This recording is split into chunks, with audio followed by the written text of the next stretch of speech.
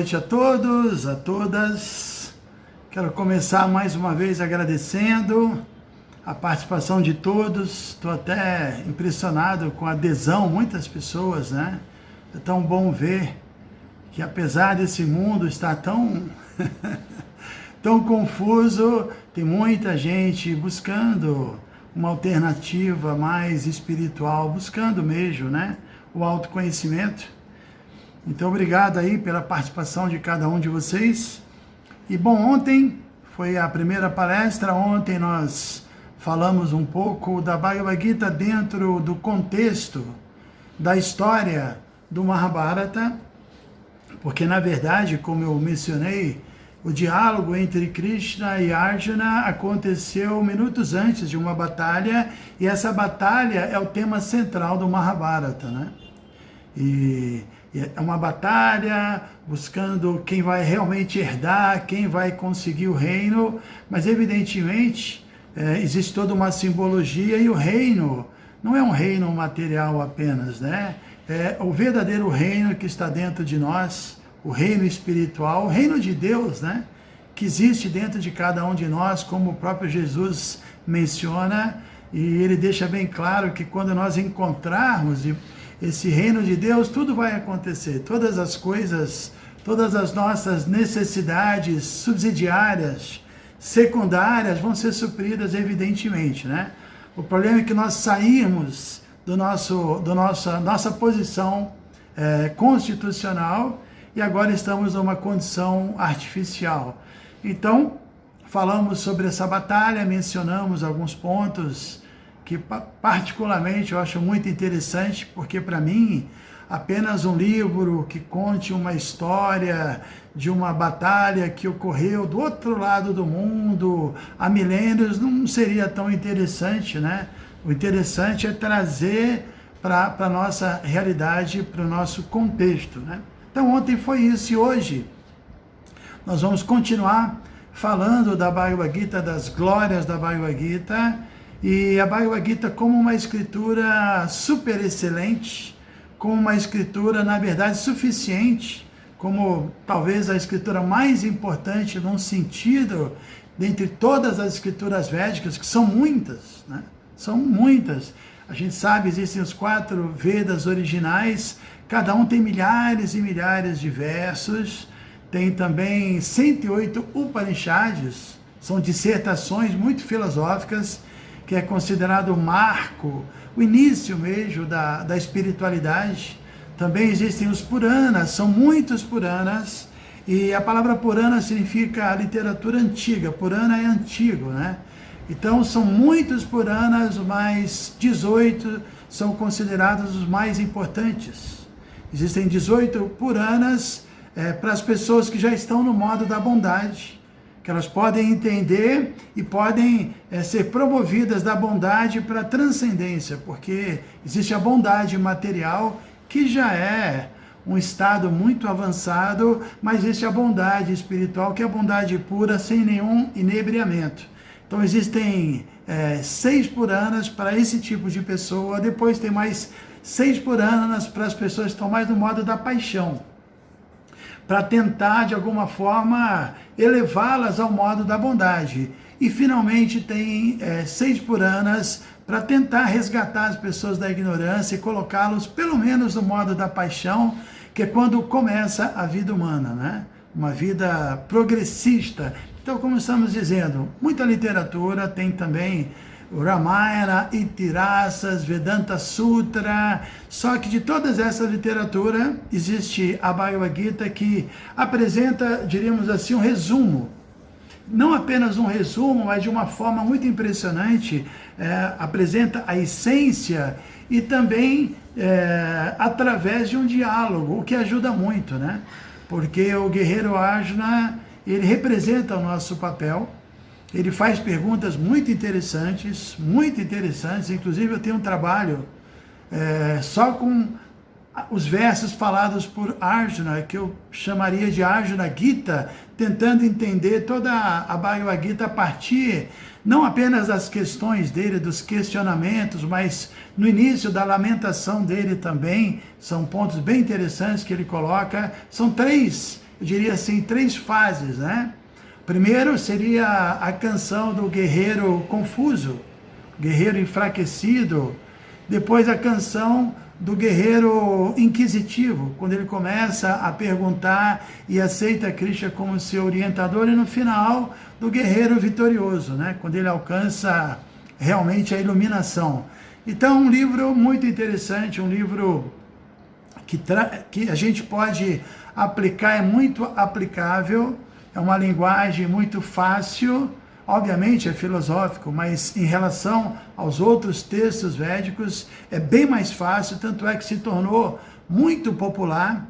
Então, hoje o título, né, dessa palestra é que Bhagavad Gita realmente ele cumpre todos os propósitos dos Vedas, ou melhor, cumpre o grande propósito da literatura védica. A gente sabe que a literatura védica entende, né, parte do princípio que existem diferentes níveis de consciência, então não dá para todo mundo já aceitar uma vida de muita renúncia, de muito desapego, de muita disciplina. A grande maioria tem dificuldade de aceitar uma reforma íntima, não é?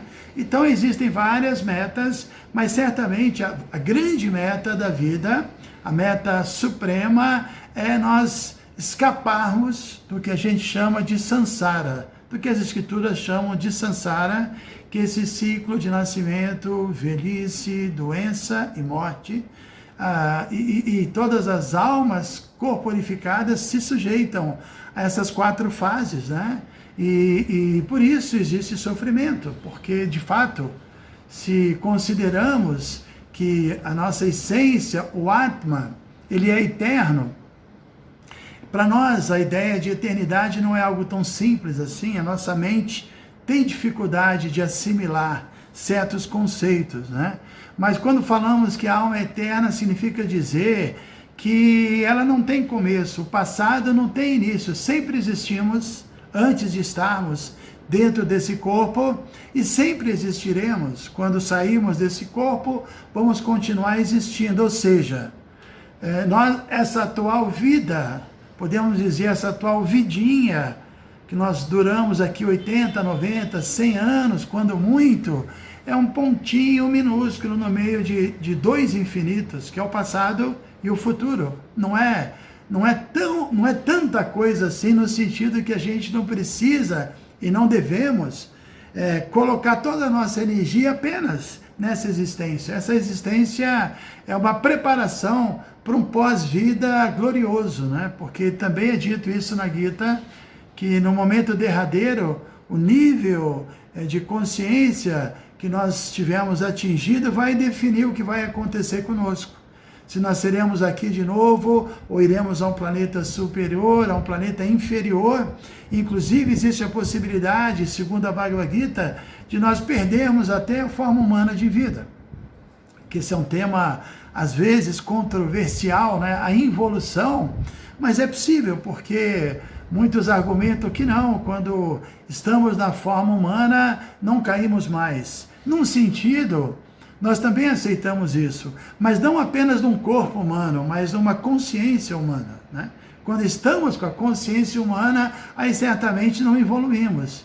E a consciência humana é diferente da consciência animal, porque na vida humana nós podemos levantar questões filosóficas. Quem nós somos, por que estamos aqui, existe Deus, existe alguém no comando, alguém no controle, é possível ser feliz, quais são os obstáculos que me impedem de ser feliz, de estar satisfeito internamente. São questões que só o ser humano pode fazer a ele mesmo, né? São perguntas importantes e o mais interessante é que existem respostas, só que essas respostas não vão ser obtidas através de um esforço sensorial, ou mental, ou mesmo intelectual. As respostas, nós acreditamos que estão nos Vedas, né? Justamente, os Vedas vêm justamente para socorrer as almas que estão nesse estágio. Porque todo esse mundo é feito de tal maneira que depois de prolongadas vidas, nascimento, velhice, doença e morte, vários transmigrações, chega um momento que é natural, que nós começamos a indagar e ficamos um pouco frustrados, mas poxa, vamos continuar nesse ciclo até quando, né? A cada vida um personagem novo, uma vida nova, uma família nova, uma condição nova, e de repente tudo desaparece como assim uma gota d'água que evapora numa pétala de flor, né? Uma coisa muito efêmera essa vida humana. Tem muitos versos que falam sobre essa efemeridade, inclusive não só de filósofos transcendentalistas, até poetas mesmo, como Tom Jobim. Dando esse exemplo para vocês, eu me lembrei daquela canção muito bela, que ele fala que a felicidade é como a gota de orvalho numa pétala de flor, não é? E ele, no refrão, ele ainda é um pouco, assim, incisivo, que ele diz: tristeza não tem fim e felicidade sim, né? Então a felicidade não perdura e a tristeza é uma constante, né? Porque nós demos as costas para a nossa verdadeira identidade, demos as costas para o mundo real e estamos vivendo agora uma condição de ilusão total, né? De Maia. E então a meta, certamente, podemos dizer que a verdadeira meta é conseguir vitória sobre a morte. Essa é a meta da vida humana, é sair vitorioso, coisa que não está acontecendo conosco, por isso continuamos nascendo aqui. Mas chega um momento que, se no finalzinho a nossa consciência estiver completamente pura, nós não precisamos mais nascer aqui, não precisamos mais obter um corpo, e aí iremos retornar à nossa morada. Então essa questão da meta da vida, hoje em dia, na era que nós vivemos, no momento que nós vivemos, né, também é um assunto um pouco controversial, porque eu acho que a grande maioria das pessoas acha que a meta não tem vida. Aliás, que a vida não tem meta, que você faz o que você quiser, você tem que desfrutar ao máximo, você tem que aproveitar, porque essa vida não tem nenhum objetivo, não tem nenhum significado, nenhuma finalidade assim profunda. Infelizmente a grande maioria pensa assim, mas não é isso que os Vedas dizem, né? Os Vedas falam sobre eliminar o sofrimento, e os Vedas, inclusive no capítulo 8 da Bhagavad Gita, existe um verso muito conhecido que fala sobre Dukkalayam Asashvatam, que do planeta mais elevado nesse mundo até o planeta mais baixo, porque a Terra está entre os planetas intermediários. A predominância aqui é o modo da paixão.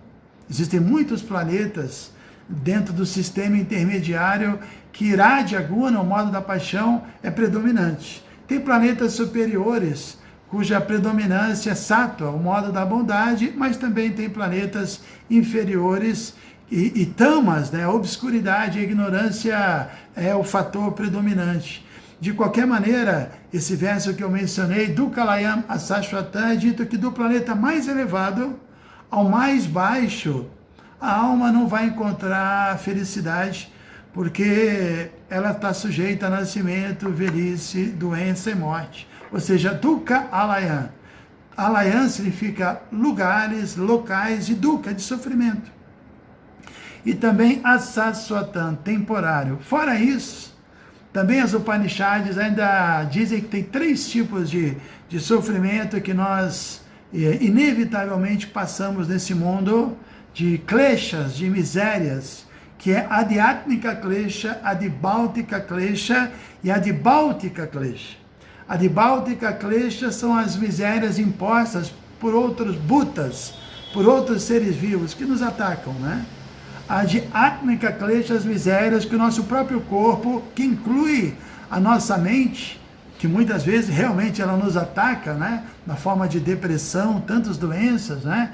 São sofrimentos causados por nós mesmos. E finalmente, Adidaivika Klesha, sofrimento causado por fenômenos naturais, frio excessivo, calor excessivo e por aí vai, né?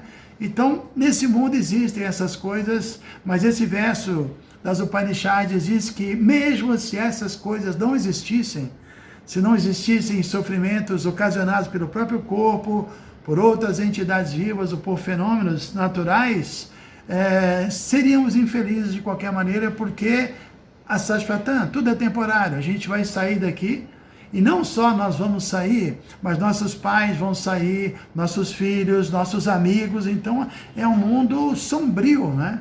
Então é um mundo que realmente não é um lugar, como nosso mestre dizia, para damas e cavalheiros. Ele dizia isso, uma verdadeira dama e um verdadeiro cavalheiro não se sente confortável nesse mundo e quer buscar uma condição eterna, uma condição de felicidade plena.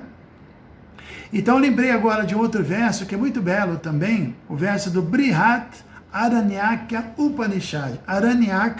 Aranya significa floresta. É muito interessante, Brihat é grande, então são grandes ensinamentos dos sábios que viviam na floresta. Porque é dito, né, que outras eras, diferentemente de hoje em dia, onde as universidades geralmente se encontram nas cidades maiores, né, e no campo são pessoas mais simples, e outras eras as pessoas mais evoluídas viviam no campo. E na cidade grande, de forma aglomerada, viviam as pessoas que não eram assim filosóficas, não eram espiritualizadas, porque é uma vida muito influenciada pela paixão, o ambiente, né, é muito desfavorável. Então, esse tipo de literatura, né, aranyaka, assim, dos grandes rishis, grandes videntes e grandes yogis que viviam na floresta, eles registraram suas realizações, são dissertações filosóficas belíssimas, né? Existe um verso muito interessante, que é até muito conhecido, às vezes é cantado, eu mesmo já gravei, que eu diria que esse verso fala sobre as 3 metas da vida. Om Asatoma Sat Gamaya. Ou seja, primeira coisa, né? Om Asatoma. Você não precisa se manter na condição Asat. Asat significa temporário, que significa dizer também, não precisamos permanecer dentro de um corpo limitado. Om Asatoma Sat Gamaya. Podemos ir na direção da eternidade, buscar a eternidade, né?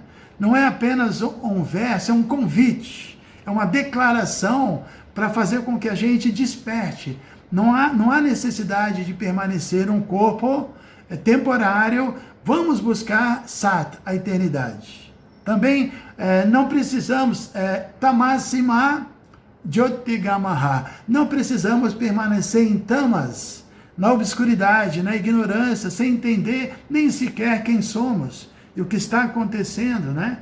Então, Tamasima, não precisamos nos manter na escuridão e Jyotirgama, podemos ir para a luz. E finalmente, Mrityoma Amrita Gamaha, ou seja, podemos também sair dessa condição mortal, Mrityu é morte, e Amrita, imortal, mas também a palavra Amrita significa néctar, né? O néctar da imortalidade. Então veja só, 3 metas seria a grande meta, essa liberação, esse moksha, essa forma de escapar do samsara, inclui esses 3 aspectos interessantes. Sair de uma condição sat, asat, né? O corpo é asat, é temporário, e buscar uma condição eterna. Sair de tamas, da escuridão, da ignorância, e buscar a luz. E sair, mrityu, da mortalidade, de uma condição mortal, e buscar o néctar, a felicidade, na verdade, que existe além de uma condição temporária. E é curioso, porque essas 3 metas, né, a eternidade, ou a luz, que seria o conhecimento, e Amrita, que é a felicidade, elas são também, curiosamente, os 3 atributos do Atma. O Atma é Sat, Chit, Ananda. Essas 3 coisas, né? Então esse verso está dizendo que temos que nos voltar para nós mesmos, entender quem nós realmente somos e recuperar a nossa verdadeira identidade, que é Sat, eterna, Chit, plena de conhecimento, e Ananda, plena de felicidade e de bem-aventurança. E essas 3 coisas juntas dão a ideia de perfeição. Porque não existiria perfeição sem a combinação desses 3 atributos, né? se fôssemos eternos, mas não fôssemos felizes, e nem tivéssemos consciência disso, então não seríamos felizes. Ou se somos conscientes, mas uma condição temporária, ou seja, precisamos desses três atributos combinados para atingirmos a condição de plenitude, a condição real, a condição eterna, e Satit Ananda significa isso, essa perfeição. E curiosamente também é dito que Ishvara Paramakrishna Satit Ananda Vigraha, que o Senhor Supremo, ele é Satit Ananda. Deus é Satit Ananda e nós somos Satit Anandas. Só que eu costumo dizer que ele é o Satit Anandão e nós somos os Satit Anandinhas. Ou seja, ele é o Satit Ananda infinito e nós somos os Satit Ananda infinitesimais, como uma centelha de um fogo infinito, né? O fogo, sabemos, tem luz, tem calor, e toda centelha tem um pouquinho de luz e tem um pouquinho de calor, mas à medida que ela se afasta da sua condição original, do fogo, ela vai perdendo a sua luz, ela vai perdendo o seu calor, ela perde essas qualidades, ela precisa se reconectar ao fogo para recuperar as suas qualidades. Esse religare, esse yoga, essa raiz yud, essa conexão, ela só pode ser feita através de um conhecimento e da prática. O yoga, ele implica em jnana e vijnana, conhecimento e prática, simultânea, e se possível, de uma forma equilibrada, né? Porque às vezes uma pessoa estuda muito, pesquisa, lê tudo, mas não pratica nada. Ou então, às vezes, uma pessoa quer praticar tudo, fazer todo tipo de prática, mas também não estuda, não entende e cria seu próprio método e especula. Então tem que haver equilíbrio entre jnana e vijnana, conhecimento e prática, né? Então a meta, essa meta da vida humana é alcançar, na verdade, recuperar esse status de eternidade, de conhecimento e de bem-aventurança. Eu também costumo dizer que se nós, assim, fizéssemos uma lista, né, cada um que está aqui assistindo a gente, fizesse uma lista de tudo que eu desejo.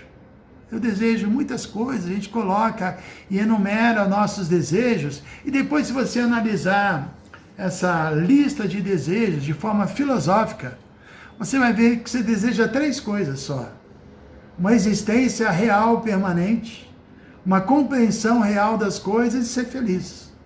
E essas 3 coisas nós já temos dentro de nós, né?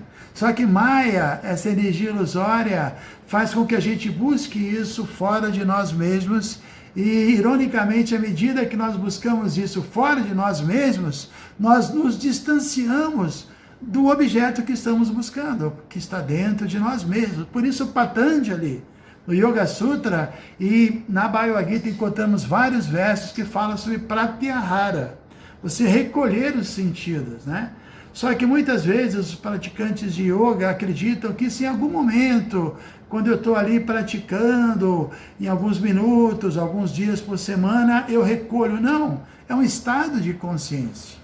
Permanecer recolhido, pelo menos não nos identificando, não é que nós deixaremos de lidar com esse mundo e de participar dele, não, mas sem interesse material, desapegadamente, cumprindo com o nosso papel, assim como uma flor de lótus, né? Ela está no meio do lamaçal, mas ela não se contamina, pelo contrário, ela ainda embeleza o lugar e ela ainda perfuma um lugar que não é bonito. Sem a presença dela não seria nem perfumado nem bonito. Então a presença, né, de uma pessoa com conhecimento, como Jesus diz, o sal da terra. O sal era algo muito caro na época, né? Então, assim, uma pessoa muito rara, uma pessoa que consegue lidar com esse mundo com um conhecimento muito grande, um conhecimento transcendental, e não se identificando, não buscando nada que seja material, porque os tesouros desse mundo, a traça come, a ferrugem corrói, não vale a pena, é perda de tempo. Mas os tesouros internos, e o tempo todo na Bhagavad Gita nós vamos ver que o guerreiro Arjuna, ele é chamado de Dhananjaya, conquistador de riquezas, né? Então, um yogi, um espiritualista, ele é Dhananjaya, ele está buscando riquezas, riquezas verdadeiras, riquezas espirituais. Mas agora, eu queria falar também não só sobre essa meta máxima, que é escapar mesmo do samsara, como deixamos bem claro, mas existem outras metas, que são metas, diríamos assim, buscas graduais, coisas que a gente vai obtendo até nos credenciarmos para conseguir, então, atingir a meta suprema. Por exemplo, eu costumo viajar muito entre São Paulo, onde eu estou agora, e Rio. Um exemplo simples, né? E sabemos que entre São Paulo e Rio tem algumas cidades que são bem conhecidas. Tem São José dos Campos, tem Pindamonhangaba, onde nós temos um projeto, né? Tem Volta Redonda, onde eu tenho parentes, e por aí vai, tem a Serra das Araras, né? Mas quando eu saio de São Paulo, eu estou indo para o Rio, a minha meta é o Rio de Janeiro, mas eu não chego no Rio, pelo menos se eu for de carro, sem passar por São José dos Campos, Pindamonhangaba, Volta Redonda, a Serra das Araras, Nova Iguaçu e por aí vai. Por isso aqui também, a literatura védica, ela não apenas diz, olha, a única meta da vida é você atingir, assim, o samadhi, a iluminação, se desapegar de tudo imediatamente e aceitar uma vida de disciplina e de renúncia. Não é possível. Né? A grande maioria não está preparada para isso, então é dito que existem 4 metas. Existem 4 metas e a última é moksha, essa liberação. Então existe São José dos Campos, Pindamonhangaba e Volta Redonda e depois o Rio de Janeiro, ou seja, Dharma, Artha, Kama e Moksha. Né? Porque nós vamos ver que os Vedas, uma pequena parte dos Vedas que tratam de autorrealização. A grande parte da literatura védica, sobretudo os 4 Vedas, não tratam de, obviamente você vai encontrar uma vez ou outra ali alguma informação espiritual, mas na verdade a literatura védica básica, ela tenta encorajar uma pessoa a dar um passo para frente, onde quer que ela esteja. Não é? Se uma pessoa está no modo da ignorância, ela pode subir para o modo da paixão. Uma pessoa no modo da paixão pode subir para o modo da bondade, e aí sim, no modo da bondade, podemos nos credenciar para atingir então a transcendência. Por isso também Patanjali falou sobre os yamas e os niyamas, sobre essa reforma, não é?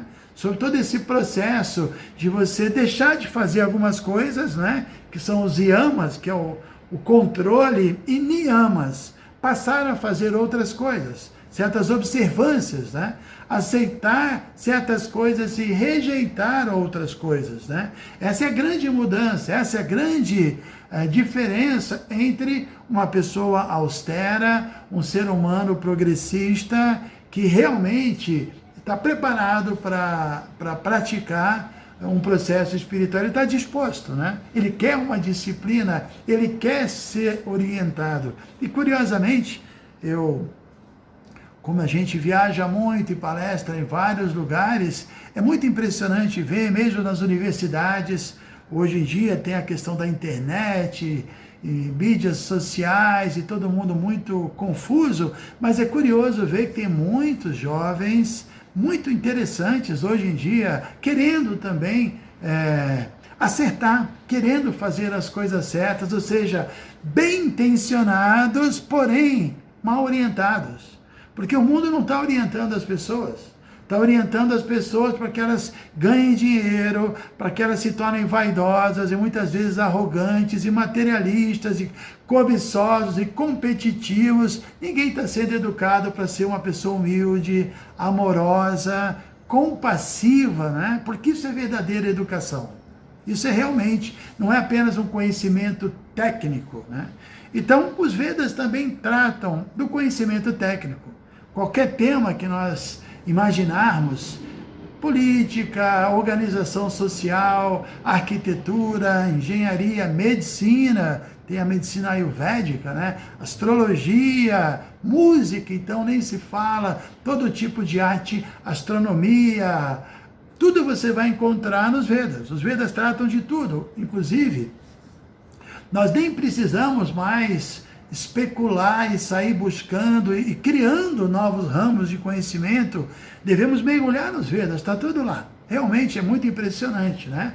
A gente encontra de tudo. Então, os 4 Vedas basicamente tratam de organizar a casa. Eu digo que assim, a literatura védica como um todo é como um grande manual de funcionamento desse mundo, e esse mundo, por sua vez, é um aparelho multifuncional. Um aparelho multifuncional, podemos, de alguma forma, ter uma vida assim, organizada, uma vida ética, uma vida disciplinada, que é a primeira meta, vamos falar sobre isso, Dharma. Nesse sentido, Dharma significa dever. Tem muitos significados, né? Mas o Dharma no sentido de você cumprir com os seus deveres, você conseguir se harmonizar com as leis naturais, e depois dessa primeira meta, Artha, tudo vai acontecer de forma favorável, nós vamos nos desenvolver economicamente, vamos prosperar. A Bhagavad Gita, no capítulo 3, fala sobre isso, que desde o início da criação, Seu Brahma, que é o Senhor de todas as criaturas, né, que populou esse planeta, esse universo, ele orientou todo mundo dizendo, sejam felizes com Jagya. Em sânscrito, a palavra Jagya, às vezes ela é pronunciada Yajna também, que é Y-A-J-N-A. Mas é muitas vezes traduzido como sacrifício. Eu particularmente não gosto muito dessa palavra, acho que ela tem uma conotação que leva para uma coisa penosa. Eu gosto da tradução oferenda, né? Ou seja, nós sempre quando recebemos algo, reciprocamos, estamos recebendo muitas coisas, né? Então Brahma disse, sejam felizes executando Jagya, oferendas, que pode ser traduzido agora se entendendo como sacrifício, que isso vos proporcionará toda a prosperidade. Porque aí nós iremos, através de uma vida disciplinada, de um desapego, porque o sacrifício também significa dividir, significa nos preocuparmos com as outras pessoas, né? Significa não sermos egoístas e também aceitarmos as autoridades que estão nos abraçando, os devas, que são muitos, né? Temos aí a bênção de ter o sol, ter a chuva, temos o ar, temos o fogo, nosso organismo funciona, tem semideuses atuando, são representantes do Senhor Supremo que ajudam na administração cósmica. São personalidades importantes que devem ser agradados através de uma vida ética, de uma vida dentro das leis naturais. Quem consegue seguir o Dharma, o resultado é que ele vai obter a segunda meta, que é Artha. Ele vai prosperar.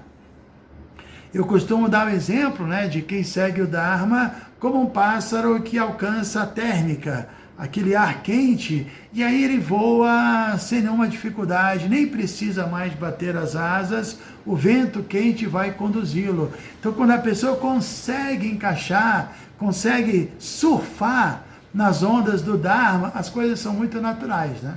As coisas vão acontecendo, porque a vida humana é isso, a vida humana era destinada a essa prosperidade, porque nós precisamos ter uma vida próspera.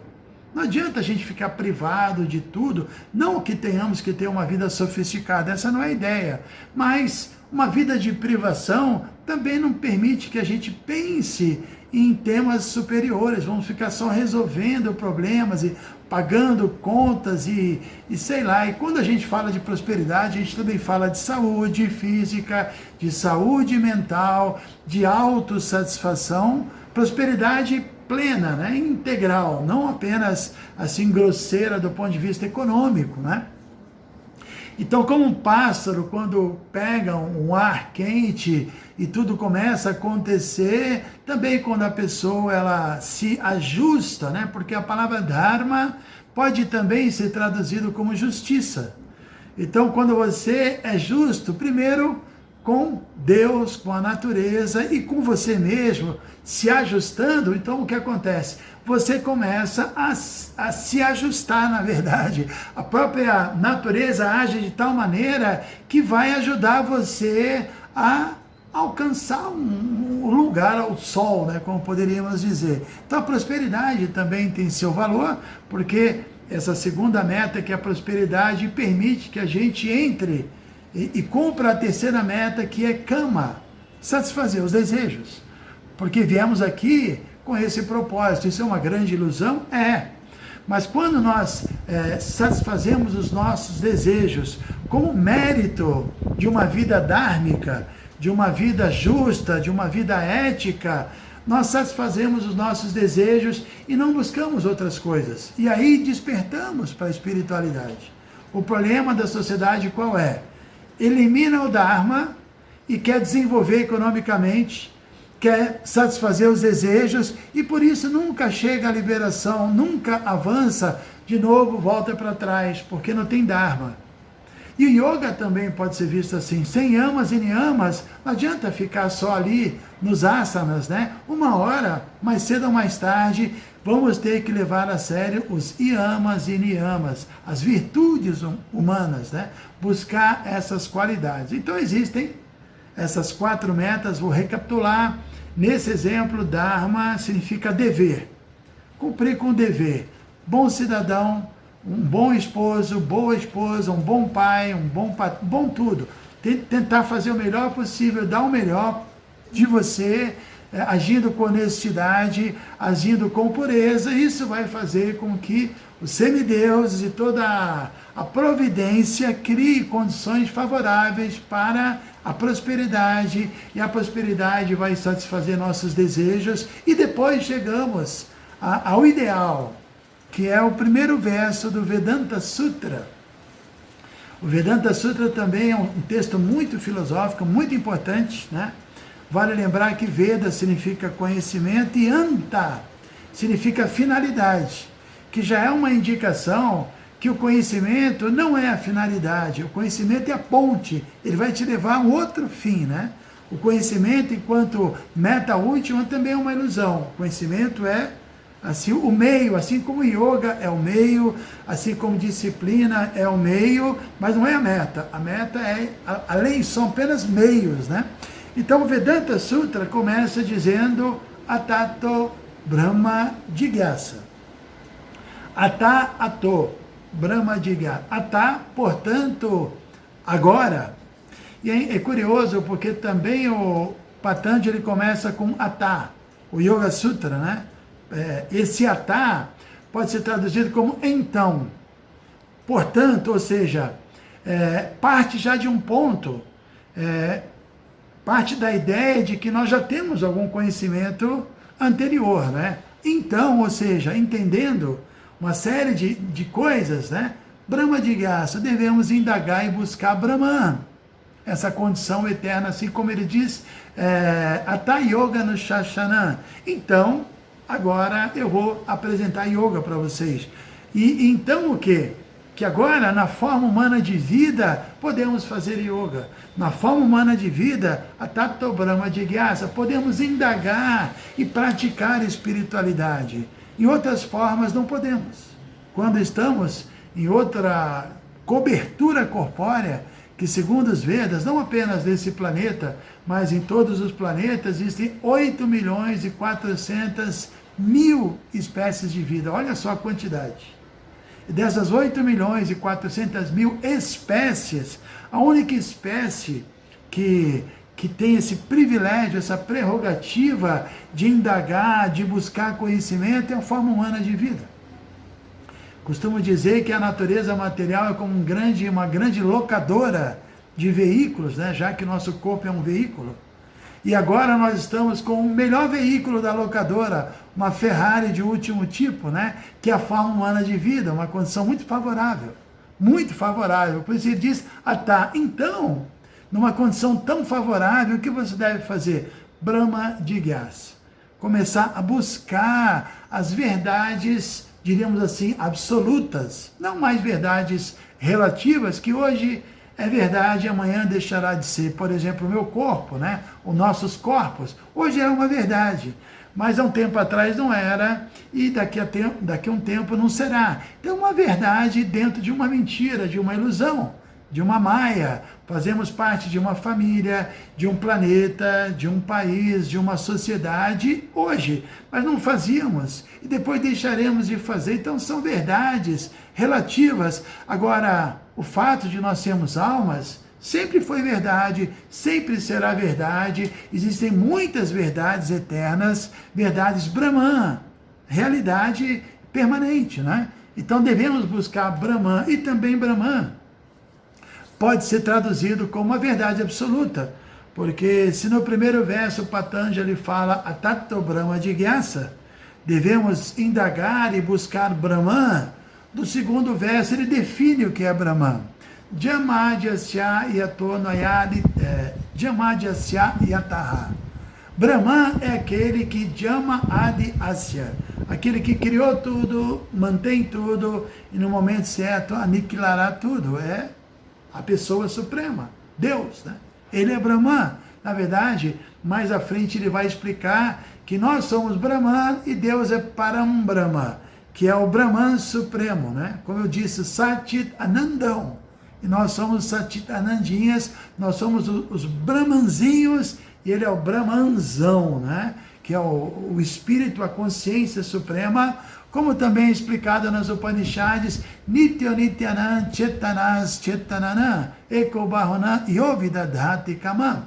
Ou seja, a verdade absoluta é Nitya, ele é o eterno, Nityanam, entre os eternos. Ele é Chetanas, a consciência suprema, Chetananam, entre as incontáveis consciências que somos nós. Ele é o predominante, né? Ele é o mestre e nós somos subordinados. Essa é a posição, né? Somos iguais, mas somos filhos. Eu e o Pai somos um. Somos iguais a Ele, mas o Pai sempre vai ser Pai. Nunca o filho vai mudar a relação dele com seu pai. O Pai é sempre o Pai, mas somos um, somos iguais, temos as mesmas qualidades, né? Então a ideia é essa. Existem essas 4 metas e os Vedas apresentam capítulos e livros que vão ajudando as pessoas a gradualmente encontrarem seus objetivos parciais e gradualmente vão transcendendo a influência de tamas, o modo da ignorância, de rádias, o modo da paixão, e mesmo de sattva, o modo da bondade, e aí vão chegar ao transe da autorrealização, né? Que é o samadhi. A compreensão, às vezes nós criamos assim, mistificamos demais o samadhi, achando que o samadhi só vai ser possível quando eu tiver 150 anos e for para a Índia e morar numa caverna, e não, nunca vai. O samadhi é aqui e agora, ou seja, segundo a Bhagavad Gita, quando entendemos que a meta da vida é a autorrealização, é o autoaperfeiçoamento, e ajustamos a nossa vida para não perder tempo, não nos distrairmos, aceitarmos todas as situações adversas como um combustível e ajustar a nossa vida para que a gente continue, né, nessa trajetória. Já estamos em Samadhi, num sentido, obviamente, não no estágio mais maduro do Samadhi, mas é um Samadhi, diríamos assim, verde, né? Como o nosso mestre dá o exemplo da manga. Hoje mesmo eu tive a oportunidade de devorar uma manga que estava na geladeira, bem geladinha, estava bem quente, uma manga maravilhosa, e realmente é impressionante, se a gente analisa a manga, não só o sabor, mas o aroma, a cor, a textura. Então a manga é considerada a rainha das frutas, né? E quando você tem uma manga verde, ela é manga. Só que quando ela se tornar madura, uau, né? Ela vai ser aquela manga, né? Que o Brasil é campeão em mangas, né? Superou até a Índia, que é onde as mangas, a origem das mangas, né? E por outro lado, se você tem, por exemplo, um jiló, o jiló é jiló. Quando ele se tornar maduro, ele vai continuar sendo um jiló. Não, entende? Então, desde o início, nós temos que entender qual é a meta da vida e moldar a nossa vida para que realmente a gente possa fazer isso. E por que a Bhagavad Gita cumpre bem esse propósito, porque ela tira todas as nossas dúvidas e o nosso medo. Porque se você tentar estudar Vedanta Sutra, Upanishad, alguns Puranas, é tudo tão complexo que você vai falar, não, não dá para mim. Mas se você estuda a Bhagavad Gita, você vê, não, tem ajustes muito simples que eu posso fazer e os resultados serão muito, assim, obtidos muito rapidamente. E além de tudo, como a própria Bhagavad Gita diz, Raja Vidya Raja Guhyam Pavitram Idam Uttamam Pratyakshavagamam Dharmam Susukam Kartum Avyayam. Esse é o verso 2 do capítulo 9, o verso belíssimo, que Krishna diz o seguinte, Raja Vidya. A palavra Vidya é a mesma raiz da palavra Veda, né? Vid. Né? Vid significa conhecimento e Vidya significa um conhecimento que transforma a pessoa, faz com que ela tenha um comportamento exemplar. Então, Raja Vidya geralmente é traduzido como o rei da educação, ou seja, uma pessoa que pauta a sua vida sob a orientação da Bhagavad Gita, é uma pessoa extremamente educada, primeiro porque ela vai começar a ver todos os seres vivos como seres espirituais, e não como corpos materiais, como centelhas divinas, e não só os seres humanos, mas a natureza, os animais, todos são seres divinos, tudo que move é sagrado, e ele vai se relacionar com o Atma, com esse ser divino, e não com o corpo material. E vai querer sempre servir, porque quando temos essa visão, teremos naturalmente também uma relação amorosa, uma relação compassiva, uma relação amigável, né? Pandita Samadarshana, é dito que um erudito, ele tem essa visão, ele vê todos como realmente são, além da cobertura corpórea. Então, Raja Vidya é o rei da educação, e Raja Guhya, o mais secreto de todos os segredos. Esse conhecimento da Bhagavad Gita, desde o início, ele é secreto. Né? Desde a primeira lição, que é Sankhya, entender a alma, que não é assim, já é algo muito elevado, mas não é a meta última.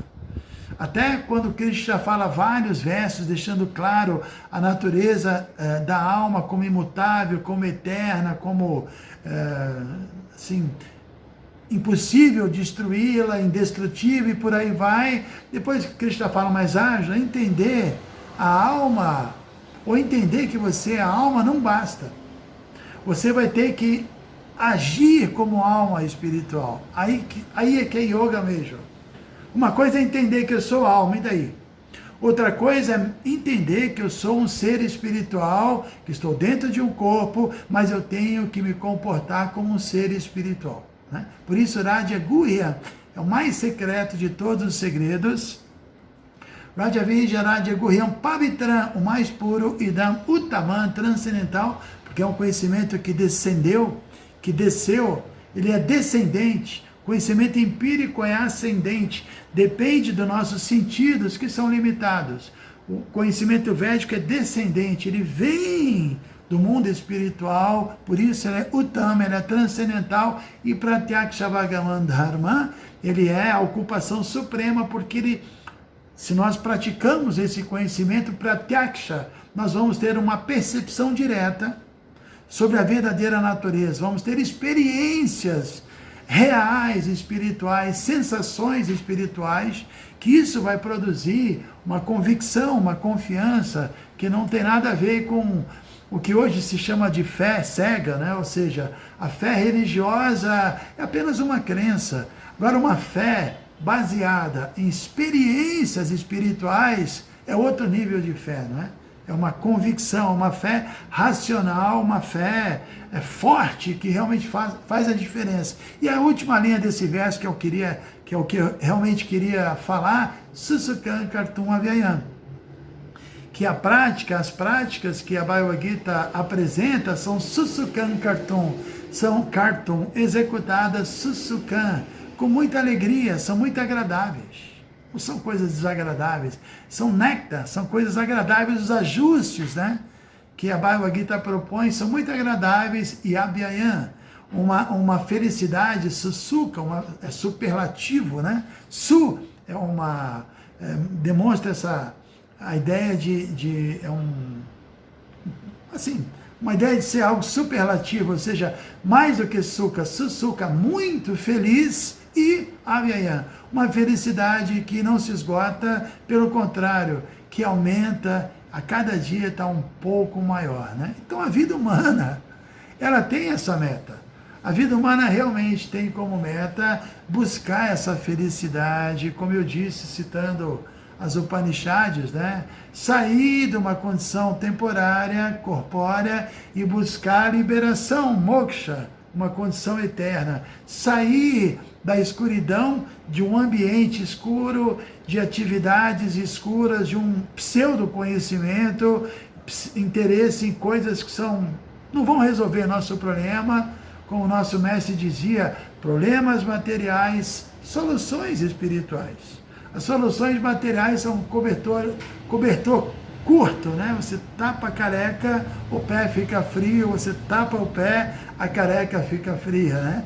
Precisamos de um cobertor verdadeiro, né? Soluções espirituais, né? Então, sair de tamas da ignorância e buscar Jyoti, a iluminação, e sair de uma condição mrítil, de sofrimento, de morte, e alcançar a Amrita, o néctar da imortalidade, né? Essa é a meta, e Bhagavad Gita vai nos empurrando. Se o conhecimento, cada verso, é como uma brisa, um vento favorável que vai empurrando o barco da vida humana. Existe um outro verso muito interessante também, que diz que a existência material, ela é muito difícil, né? Porque essa existência material é como um oceano intransponível. Se cruzar um oceano é muito difícil, né? A nado é muito difícil.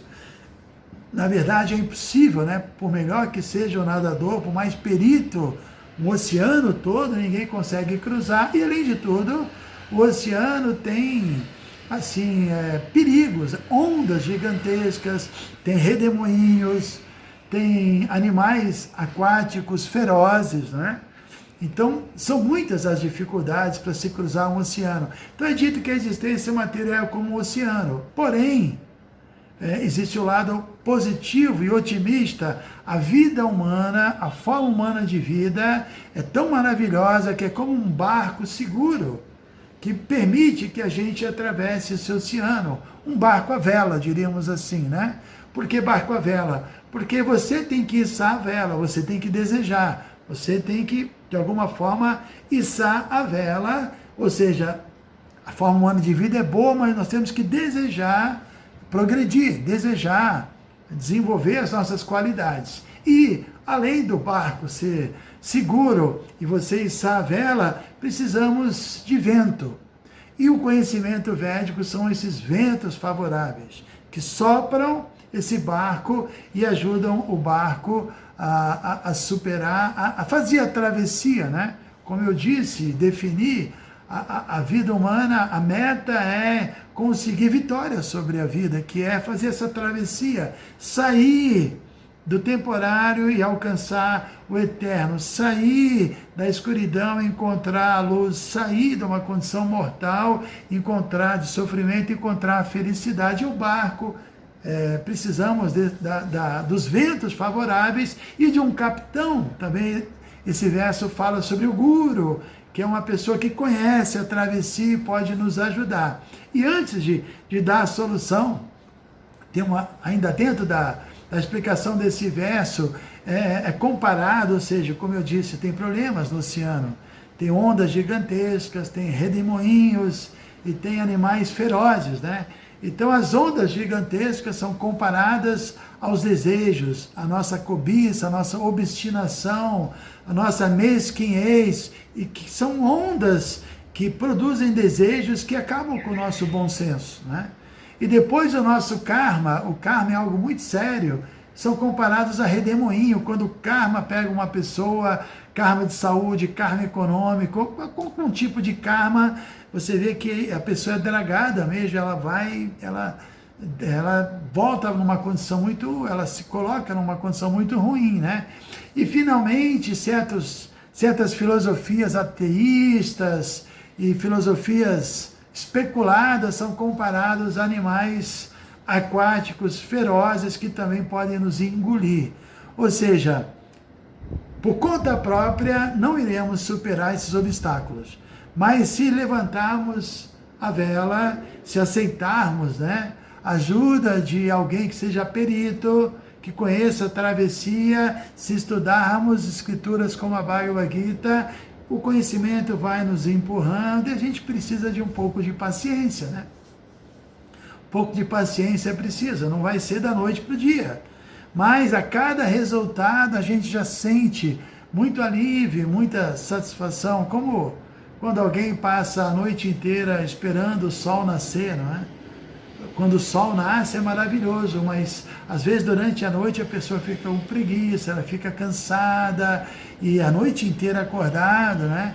Mas antes do sol nascer, começa a clarear já. 1 hora antes do sol nascer, o horizonte já começa a clarear. A cada minuto vai clareando, isso vai animando a pessoa até que finalmente o sol aparece e ele nasce. Então, uma pessoa que estuda a Bhagavad Gita, que compreende a Bhagavad Gita, que tenta sinceramente aplicar esse conhecimento, ela sente essa luz gradualmente atuando sobre a sua vida e tudo começa a iluminar, até que ela pode atingir a iluminação completa, o samadhi, a perfeição, essa liberação. Por que não? Não devemos ser tão assim pessimistas. É possível, talvez não numa vida, ou talvez nessa vida, por que não, A perfeição é possível porque a alma já é perfeita, então nós não estamos buscando algo que nós não temos, já temos a perfeição dentro de nós, é só voltarmos para dentro de nós mesmos, Então é isso, a Bhagavad Gita. Também eu queria finalizar falando sobre uma passagem do Bhagavad Purana, que é o Srimad Bhagavatam, muito interessante, que também glorifica a Bhagavad Gita, porque o que acontece? Antes de se iniciar essa atual era, a era de Kali, no finalzinho da era de Dwapara, numa floresta chamada Naimisharanya, houve encontro de todos os grandes sábios que existiam no planeta, inclusive naquela época o mundo, o planeta nosso recebia visitas de semideuses, Então foi uma reunião muito importante e existia um guru chamado Sutta Goswami, que era muito iluminado, que era muito sábio, e fizeram várias perguntas para esse grande sábio, Sutta Goswami. Uma das perguntas foi: Burini Buri Karmani Shrotavyani Vibhaga Shaha Atasado Trayat Saran. Bom, nem vou, ela é longa, tá? Mas a ideia é a seguinte: eles disseram, os Vedas são muito extensos, são muito volumosos, tem muitos deveres, tem muitos caminhos, tem muitos detalhes. E, por favor, as pessoas na era de Kali, a era de Kali vai começar, e a duração da vida das pessoas vai diminuir. Isso é explicado, Prayena Payusha Shabya Kalo Aswin Yuge Janaha, que devido ao tipo de vida artificial, porque a medicina ayurvédica diz que nós já nascemos com o número prescrito de respiração e de batidas cardíacas, E a vida moderna só acelera isso. E por isso a duração de vida diminui, a paixão da vida moderna, então, e não só que a nossa vida diminui, mas o fator tempo começa a se tornar um artigo de luxo, Ninguém consegue lidar muito bem com ele, e eles previram isso. A Kali Yuga vai chegar, as pessoas vão ter problema com o tempo, a duração de vida é curta, os Vedas são muito extensos, para estudá-los é preciso muito tempo, para entender, extrair assim as lições, a essência e não se perder, é muito difícil. Então eles disseram, Samudrita Manishaya, por favor selecione Yatsaran, qual a essência? Yanatma Suprasidati, para que o Atma Suprasidati possa realmente estar feliz, plenamente preenchido. Qual a essência de todo o conhecimento védico, E em seguida, então, eles disseram, primeiro, isso que eu mencionei, Prayena Payusha Shabya Kalo Asmin Yuge Janaha, a duração de vida vai ser curta. Manda sumanda matayo, as pessoas serão facilmente desencaminhadas, sumanda matayo, e também manda, serão preguiçosas. Na verdade, eles estavam falando de nós, né?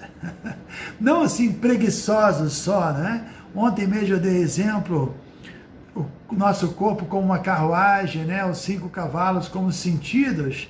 Então nossos sentidos estão tão agitados que a gente gasta tanta energia para frear os cavalos que depois a gente já não tem energia para mais nada. Muitas vezes é isso, né? Então manda significa isso, que as pessoas vão estar esgotadas. Elas não vão ter muita energia. Isso manda mataiô, facilmente desencaminhadas, porque a vida vai ser tão difícil, né? As pessoas vão ter uma consciência tão rasteira que qualquer coisinha acima disso elas acham que é o máximo, né? Hoje em dia tem tantas coisinhas, assim, cursos aqui e acolá, e a pessoa acha que é a meta última da vida, mas é só assim uma gotinha, uma migalha de sabedoria muitas vezes, né? Então, Sumanda Mataiô, as pessoas serão facilmente desencaminhadas, Manda Bhagya, Rio Padrutaha, o karma das pessoas da era de Kali vai ser muito ruim, e o Padrutaha, acima de tudo, as pessoas na era de Kali, elas vão ter problemas emocionais muito sérios. Como vai ser? Elas não vão conseguir estudar os Vedas, não vão conseguir fazer uso desse manual de conhecimento de vida humana, e elas precisam de alguma saída, né? Então, a resposta é muito longa que Sutta Goswami deu, tanto é que os Puranas são 18.000 versos, né? Esse Bhagavad Purana, mas ele disse, em outras palavras, que Krishna viria como Avatara, e de fato veio. E ele viria, entre outras coisas, para resumir toda a literatura védica num único livro, e esse livro se chama Bhagavad Gita, que é considerado o resumo de todos os Vedas. Se uma pessoa estudar todos os Vedas, estudar bem a Bhagavad Gita, ela nem precisa estudar os Vedas, ela não precisa estudar mais nada. Se ela conhecer bem a Bhagavad Gita, ela conhece tudo, né? Ontem mesmo eu iniciei falando isso, né? Que eu até vou ler, não, nem vou ler porque tem que procurar aqui, mas Prabhupada fala sobre isso, que qualquer informação preciosa de qualquer escritura você vai encontrar na Bhagavad Gita, só que na Bhagavad Gita você vai encontrar aspectos que você não encontra em nenhuma outra escritura. Então, como eu disse, Sutta Goswami respondeu aos sábios dizendo, tranquilo, Krishna vai vir e ele vai resumir todo o conhecimento num único livro, e esse livro é Bhagavad Gita, e o fará de uma forma muito prática, porque, como eu já disse, é um diálogo. Arjuna representa o nosso papel, as nossas fraquezas, as nossas mazelas, nossas dúvidas, né?